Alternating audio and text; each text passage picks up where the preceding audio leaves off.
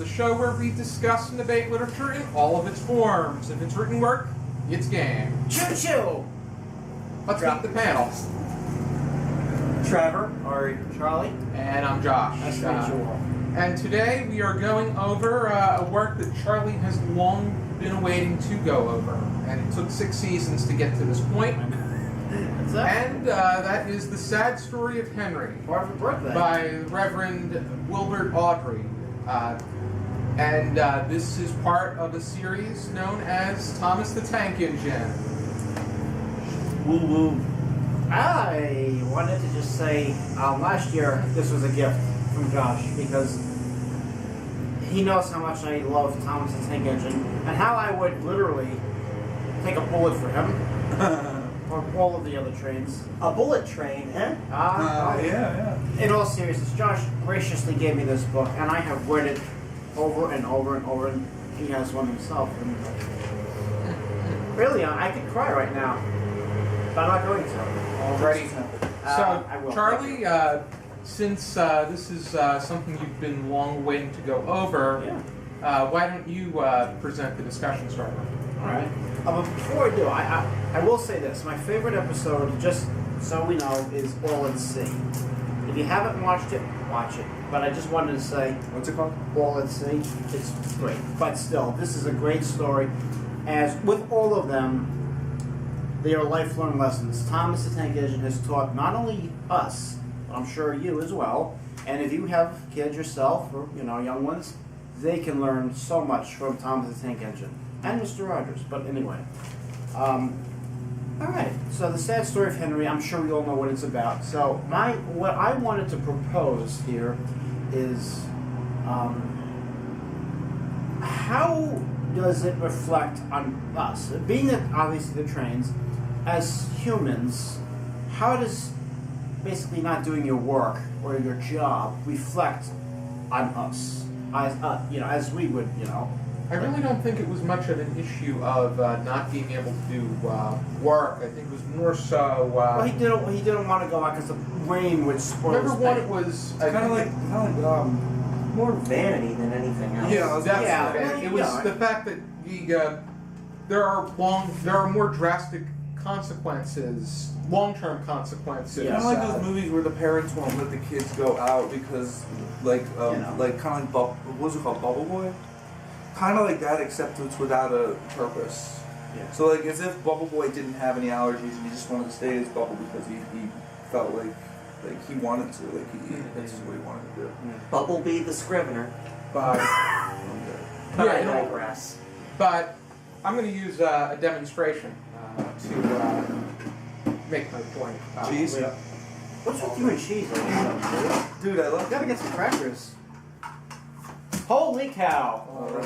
This is Henry, the green engine, and Henry just got a nice a coat of green paint. He would have I'm dying literally. he'd have red stripes, but he Demonstration purposes are good. but they made a basic figure out of this, and Henry he loves his green coat of paint. This could be the tunnel. Yeah, If you open that. he's projecting that it's going to start raining. How about we use this as a tunnel? Okay. Ooh, rain. It's starting to Get in the rain. tunnel.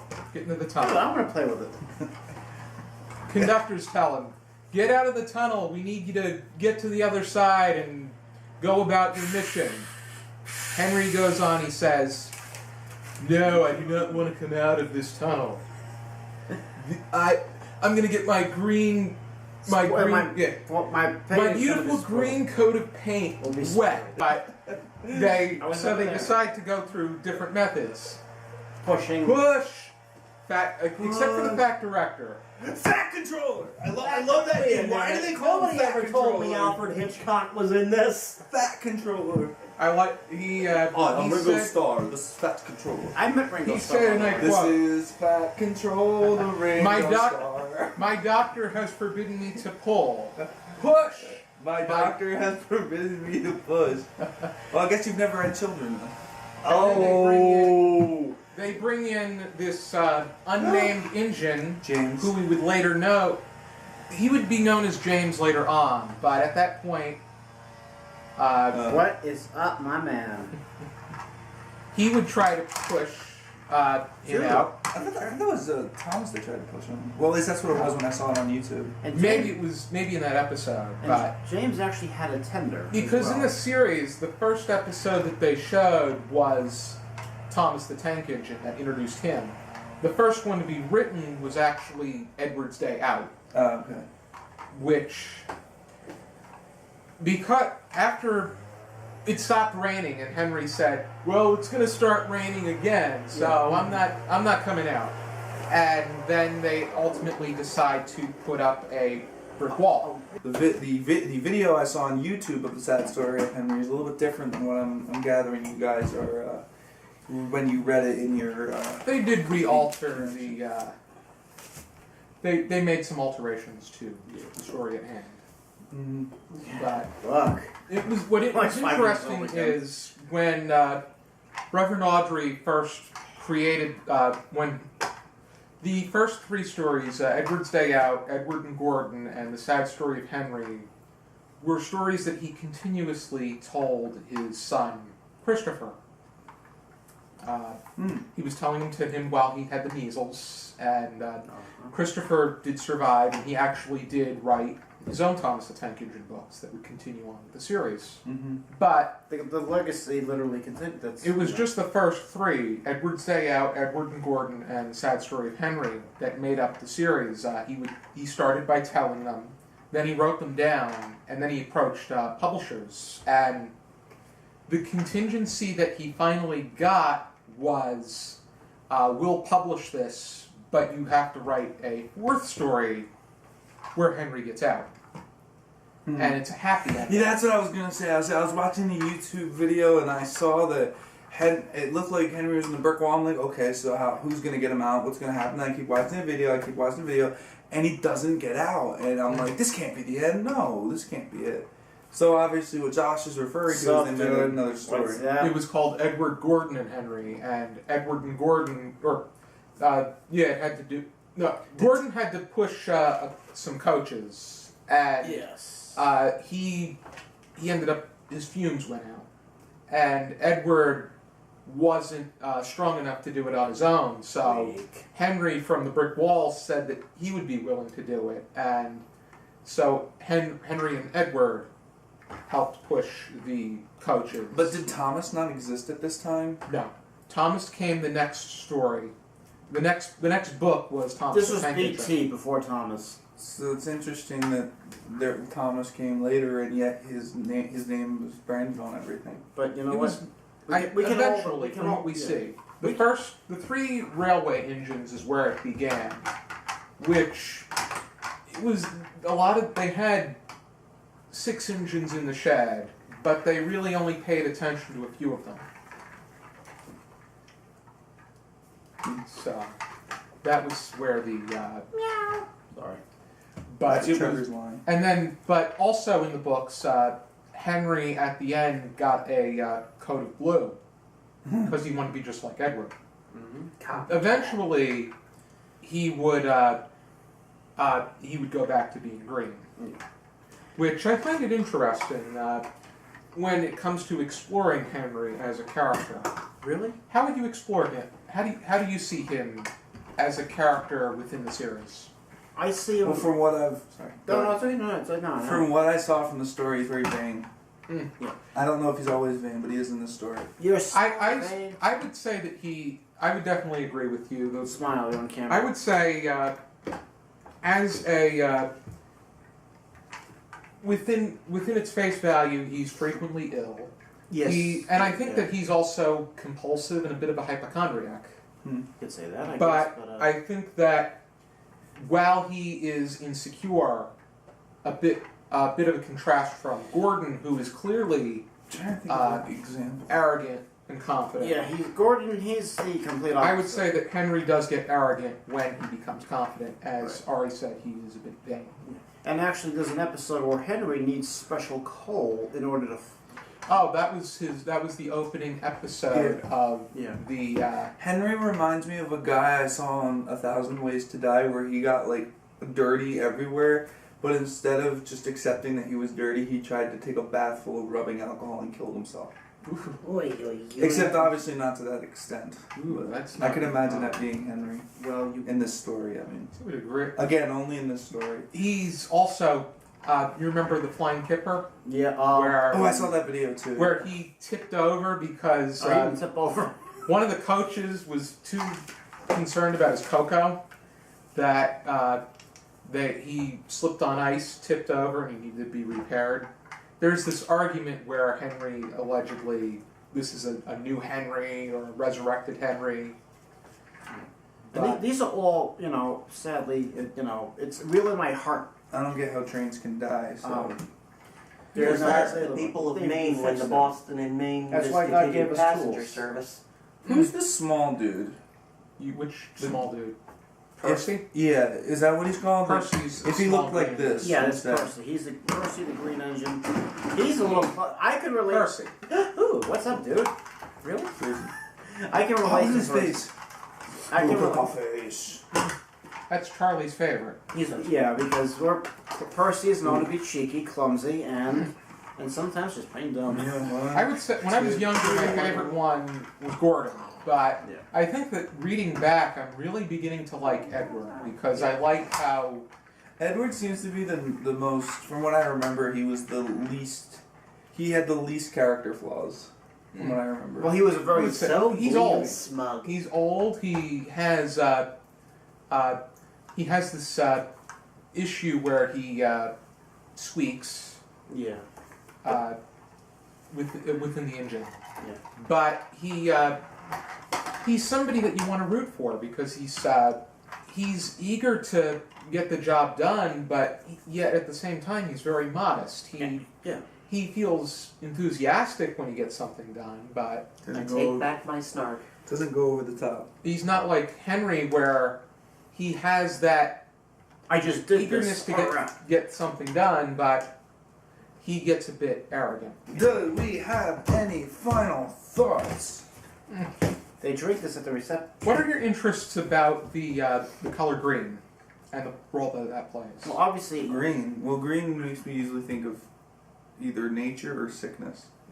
Green, to me, could probably mean go, go, go, go, go. Red means stop, which makes me wonder, if I may focus on the trains again, what kind of personality is James? he's kind of the snarky way. Like James is always, very- he's it's usually- complaining, like I don't want to do this. Gordon, James, and Henry are usually the ones that end up in the shed. Yeah. But Gordon, because he misbehaves. James has a bit of a snarky. Let's Arrogance he to it. doesn't want to do extra work, And basically, getting back to what I was saying, the reason Henry got shot. Henry into- because he gets ill or he. Yeah. The reason that's his punishment. You don't do your work. This is what I got out of it. You don't do your work. You don't do your what you're supposed to do. There's consequences. Where we are as full-grown adults here. Well, myself, I'm delayed a little bit, but once I saw these, I almost wet myself. We're gonna have to delete that, but blooper. Yeah, thanks, James. You can overcome these obstacles in life. Henry, I thought that was an obstacle for him to get out of the tunnel, just to go out and do the work in the rain. What are your thoughts about that very last line of the sad story of Henry? But I think he deserved it, don't you? Oh yeah, I Harsh. do remember that. Harsh, and I'm going to say that for a reason. Harsh but firm. Harsh Yeah. but firm. It's like I said, this is a punishment, and obviously, being that this is for kids, it's I actually watched an interview with Mr. George. Well, to me, he's Mr. Conductor, and always will be. George Carlin. He actually said the way these messages were sent to kids is that they were gently massaged, and I'm quoting him. They were massaged into that. They were never forced down their throat. And what I want to say, I would say the same thing. There was never any it's not in their face, and that's exactly what he said too. So, James, knock it off. Sorry, I feel like I'm in school right now. Knock it off. But you can always, and we all can relate to Thomas the Tank Engine, and I will literally, I'll fight some, not fight, but I can almost argue on any given day how how we can relate to at least one or two of these engines. I mean, do I have a doctorate in Thomas the Tank Engine? You bet I do. Mm-hmm. With regard to the punishment, I think that on one hand, that Harsh, why would you put yourself into that situation? Because you have to build a wall and then build another tunnel. Well, the other tunnel was already there, or at least it was in the YouTube video. They built an alternate. They were able to build another a route so that the other. Oh, okay. Because in the YouTube video, I noticed that even at the beginning of the video, there was 2 tunnels. Yeah, there was 2 tunnels, but they had to rearrange the one route because Henry was blocking off. Oh yeah, right. And they put the stopper. But on the other hand, these kind of punishments do send a message to people. And as you said from the other story, that Henry learned his lesson. On one hand, he became even dirtier. It ruined his coat. A few drops of rain probably wouldn't have done so much. Really, but still. But with the dirt and the dust and and the tunnel, really. Yeah, you're safe from the elements. That's like never leave your. That's like people saying, "I'm not going to leave my house because I don't fit." It's like that SpongeBob episode. I had an accident. Where he breaks his butt. Yeah, he breaks his butt and he refuses to go outside anymore. But then when a gorilla is threatening his friends, he finally has the courage to get out, and the first thing that happens to him, he gets ripped apart. That's oxymoron. But then again, first of all, a gorilla underwater.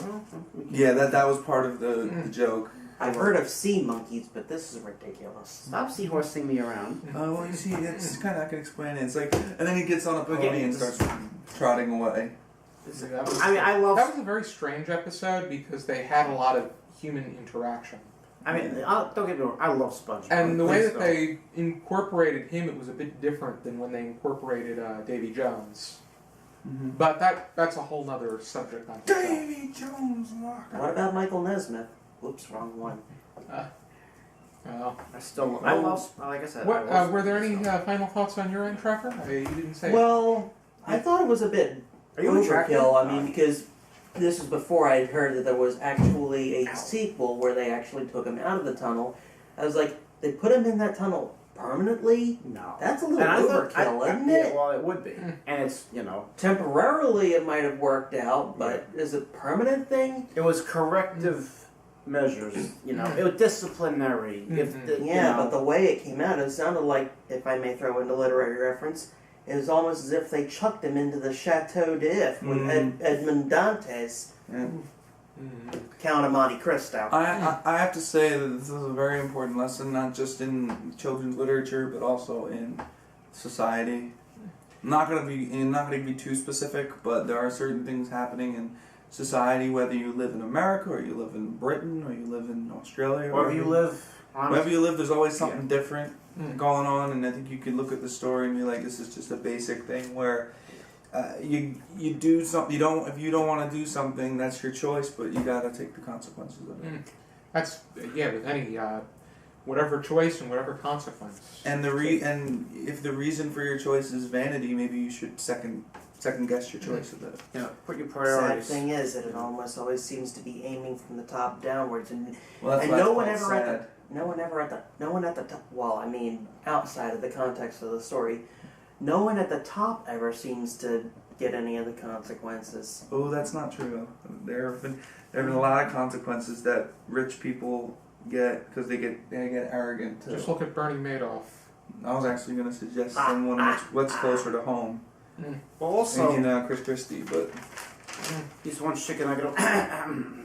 Already. Let's not get too And I much had into a play politics. for him when I started with the Scottish band I play with. By the way, I'm now a drum corporal. I just got elevated recently. Congratulations. Thank you very much. Yeah, I have stripes and bragging rights and a little bit of say, and I'm technically an officer of the band. That's how the drummer rolls. Already. And a Scottish band. Anything else to say before? Great story, great read, and just honestly, take some time out of your day to watch some Thomas the Tank Engine or relive your childhood. Go back. Don't be afraid to say, "Oh, I'm a grown man. I just got back from fighting." Guess what? Good for you. Thank you. But you want to know something? Don't be afraid to take that time to go back and reminisce. It's okay. Already, it seems like everybody's starting to Dude, have a heyday with these trains. Well, we gotta get back into training. Harold, the hell? Oh, never. Yo, my name is Trevor, and I sell the. Boing, boing, boing. Oh, this one's chewed on. Alrighty, if anybody's interested in picking up the entire series of what the Reverend Wilbert Awdry This is the put police. together, you can find his collection right here. It begins with the 3 railway engines from the 1940s, and it concludes with trainway engines from 1972, which includes my favorite, Thomas the Tank Engine story. Duck, in how the heck Ghost are Train. you?